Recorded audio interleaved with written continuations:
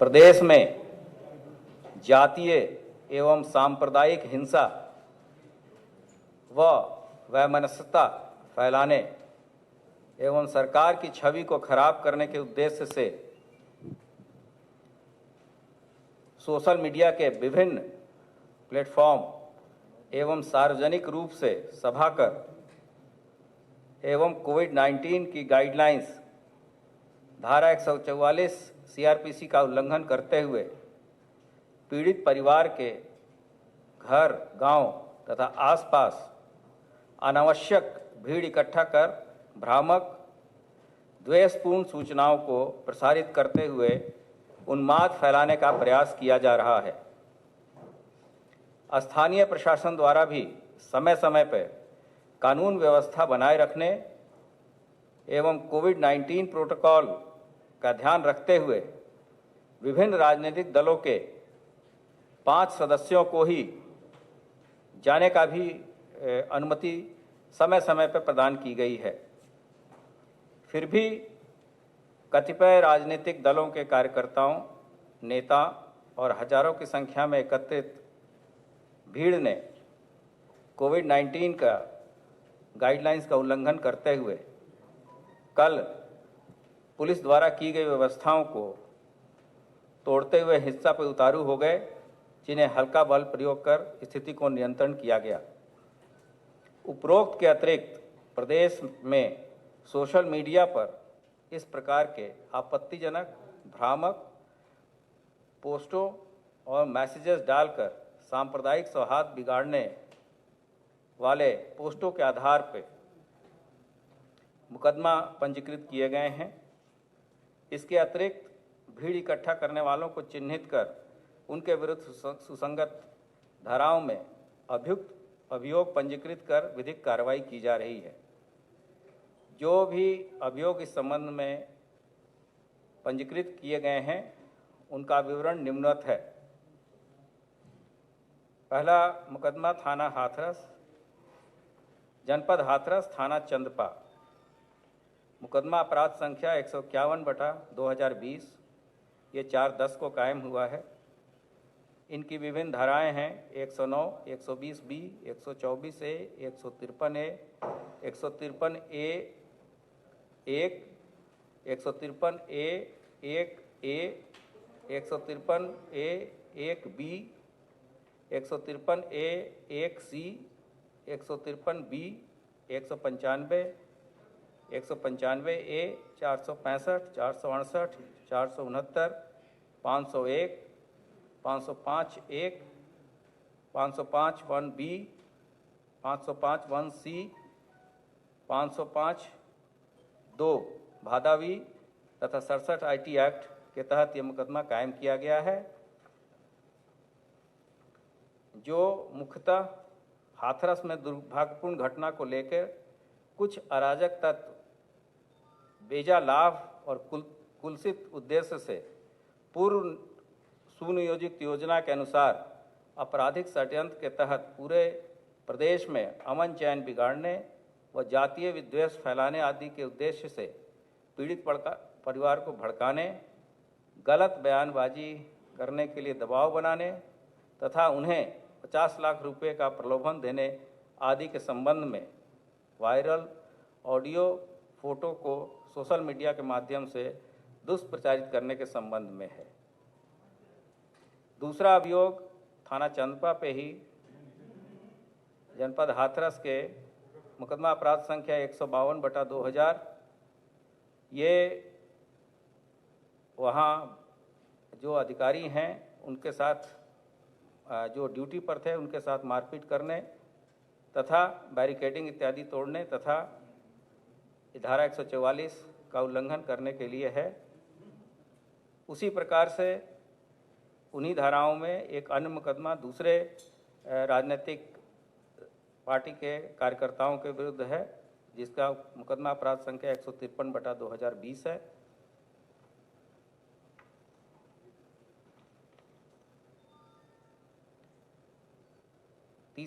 चौथा मुकदमा है 154/2020, ये धारा 153A, 505, 506, 179 भादावी तथा 84C IT एक्ट ये राजनीतिक पार्टी के एक सदस्य के द्वारा जनता के लोगों को वीडियो प्रसारित किया जाना, जिसमें भड़काऊ भाषण के माध्यम से हाथ काटने तथा पुलिस अधिकारियों को निलंबित कराने, जातीय समुदायों में सौहार्द बिगाड़ने के उद्देश्य से भाषण दिया जाने के संबंध में है। इसके अतिरिक्त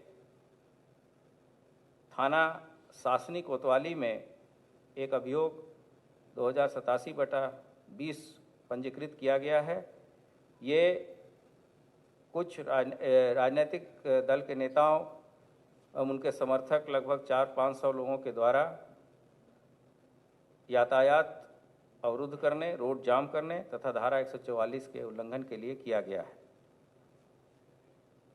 इसी तरीके से हाथरस गेट पर जनपद हाथरस के थाना हाथरस गेट पे एक मुकदमा 354/2020 कायम किया गया है।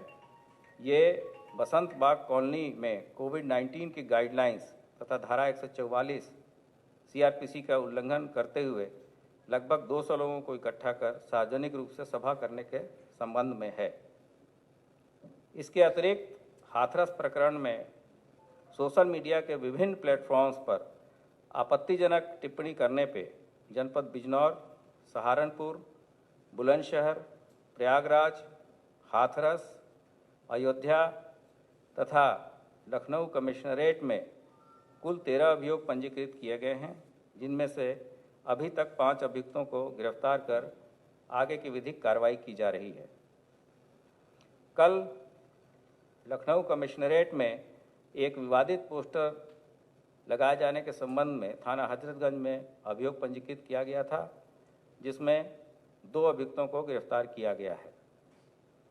उसी तरीके से लखनऊ ग्रामीण में फेसबुक अकाउंट से आपत्तिजनक अभियोग पोस्ट करने के आरोप में अभियोग पंजीकृत करके अभियुक्त को गिरफ्तार किया गया है।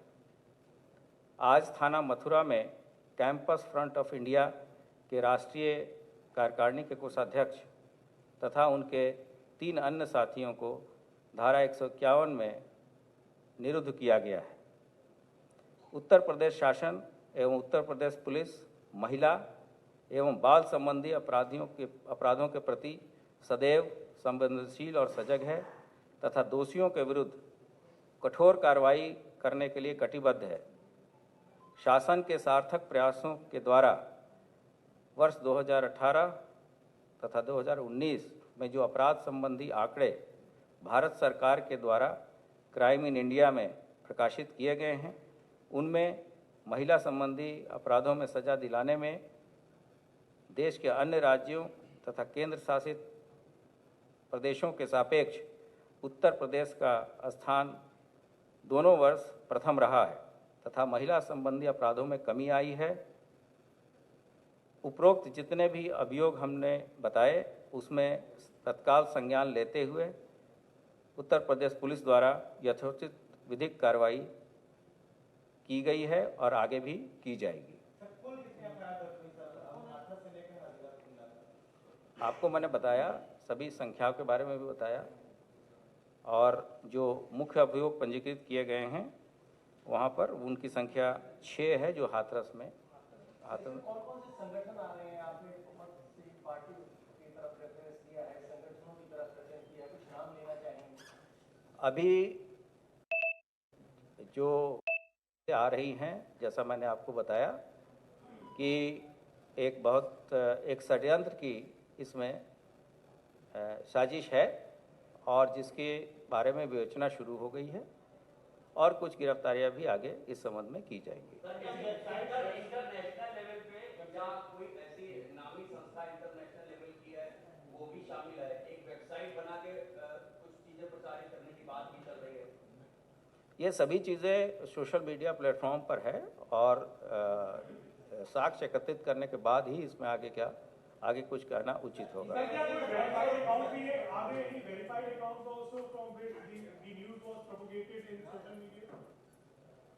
मैंने बताया कि ये जैसे चीज़ें इसमें परत दर परत खुलती जाएंगी, आप सभी को अवगत कराया जाएगा। इन सब चीज़ों के बारे में अभी कहना प्रॉपर नहीं। हम जो भी साक्ष्य मिल रहे हैं उस पर कार्रवाई कर रहे हैं। मैंने अपने प्रेस कॉन्फ्रेंस में काफ़ी चीज़ें आपको बता दी हैं और इसके संबंध में यह प्रेस रिलीज जारी आपको हम कर देंगे और सभी चीज़ें इसमें इंक्लूडेड हैं। बहुत स्पेसिफिक और किसी व्यक्ति विशेष के बारे में मैं अभी कहना उचित नहीं समझता।